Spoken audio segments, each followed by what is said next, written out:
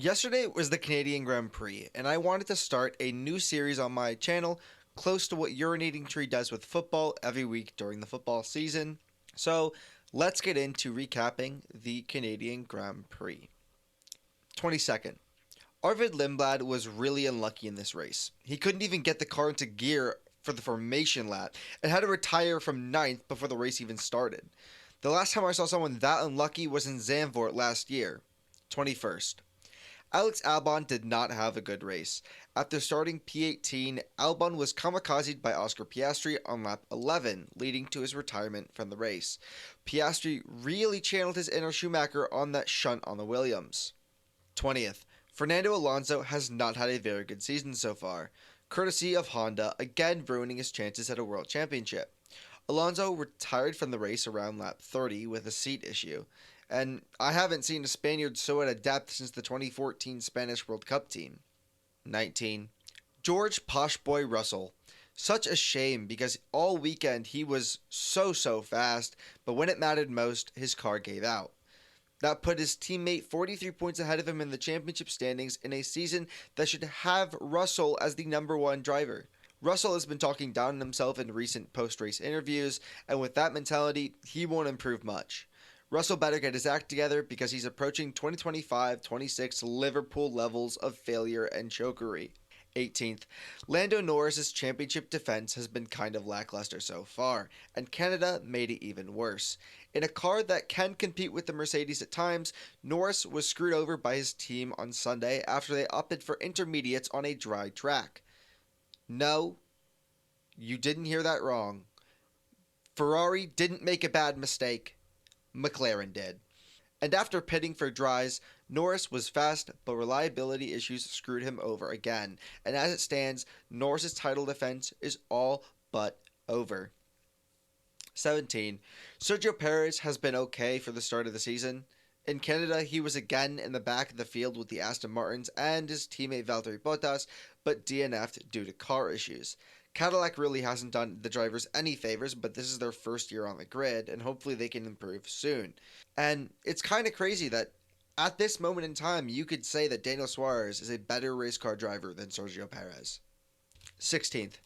Valtteri Bottas, aka Big Bunda Batty, was 4 laps down at the end of the race. The car is just that bad. At this point, you gotta feel bad for him. And if I had to compare the Cadillac to any sports team in history, it would be Lockdown Arsenal, because they are downright dog. 15. Lance Stroll in his home Grand Prix was a letdown. But it's not his fault. That Aston Martin is only better than Cadillac and has a literal GP2 engine, shout out Fernando Alonso. Stroll kept the car clean, and that's all you can ask for at this point, but you gotta feel for a team that's run by a Canadian man with his Canadian son at the Canadian Grand Prix not being able to perform. 14th. Esteban Ocon had rumors swirling around of a fallout at Haas, and this season certainly has not been good to the Frenchman. Ocon sits 16th in the standings with 1 point, and his teammate sits 9th with 18 points. Ocon might need to step it up, because if he doesn't, it's going to be a whole French Revolution all over again in Haas. 13th. Gabriel Bortoleto had a meh weekend. He is very fast, but Audi hasn't built a car that can score points consistently. They're always near the points, but they never manage to break into the top 10. And that sucks. You know, there's a phrase, always the bridesmaid, never the bride, and that seems what Audi is. Always just out of the points, never in the points. 12th. Nico Hülkenberg has struggled a bit this season. He hasn't scored a point through 5 races, but has gotten close a couple of times. He beat his teammate in Canada, but wasn't that close to the points even in 12th. If Audi can get the upgrades working, they can be a force, but if they don't, they're going to struggle even more than they already have. 11th. Oscar Piastri was under the same terrible strategy Lando had, but this time he was able to finish the race. After colliding with Albon, he accrued a 10-second penalty that all but ended his hopes for points. Piastri is now getting the Daniel Ricciardo treatment at McLaren. Lando is clearly the faster driver, just like Max was, and has been faster for a bit, just like Max was.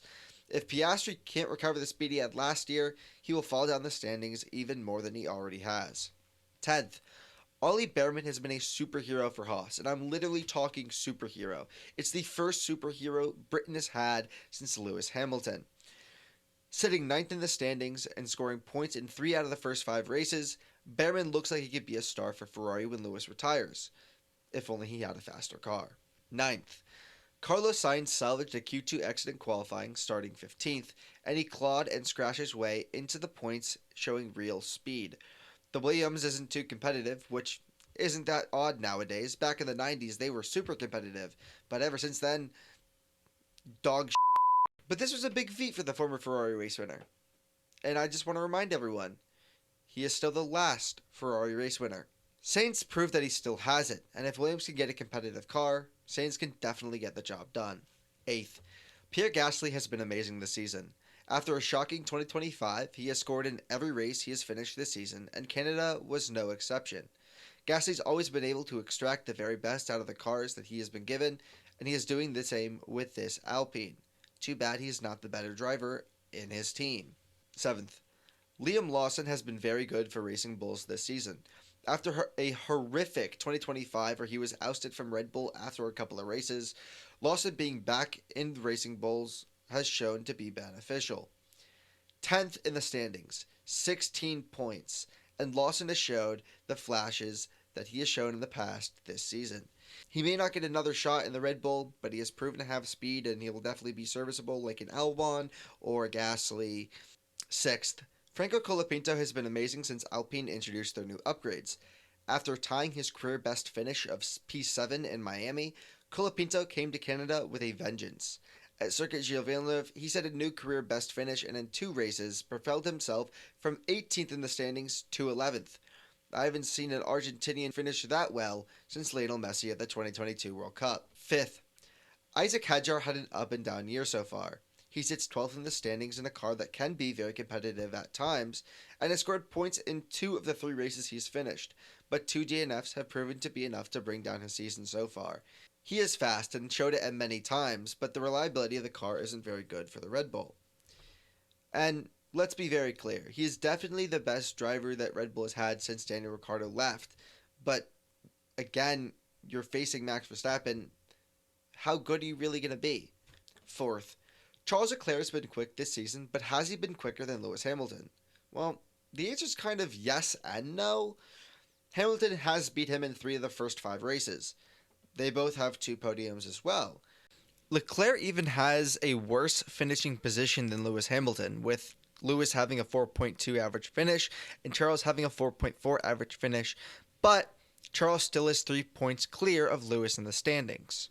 Leclerc needs to be even better if he wants to maintain this lead to Lewis Hamilton, but Lewis doesn't go away that easy. And let's be honest, this is the biggest challenge Leclerc has had in his career, well, outside of driving for Ferrari. Either way, he's doing well. 3rd, Max Verstappen fought hard, overtaking Hamilton early in the race, and then he showed he can somewhat keep up with the Mercedes for a little bit, but the car just isn't there. Later in the race, he could only sit there like a sitting duck while Lewis Hamilton went around him on the outside, which says more about Hamilton's confidence in this new regulation than Max's ability.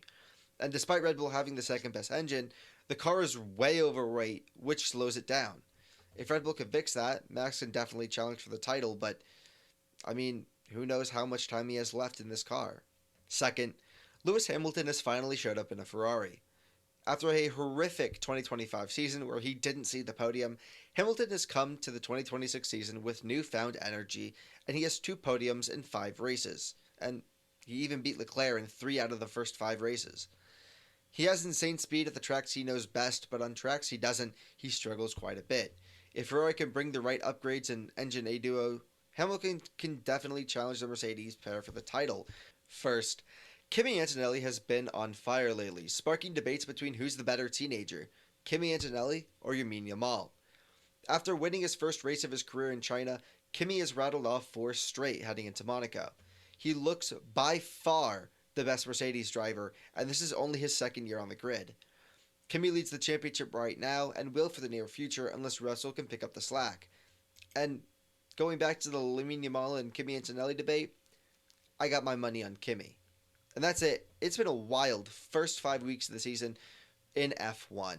Canada was certainly a treat with so many different DNFs, but can the championship battle actually do something? Or will Kimi Antonelli just run away with it? Only time will tell.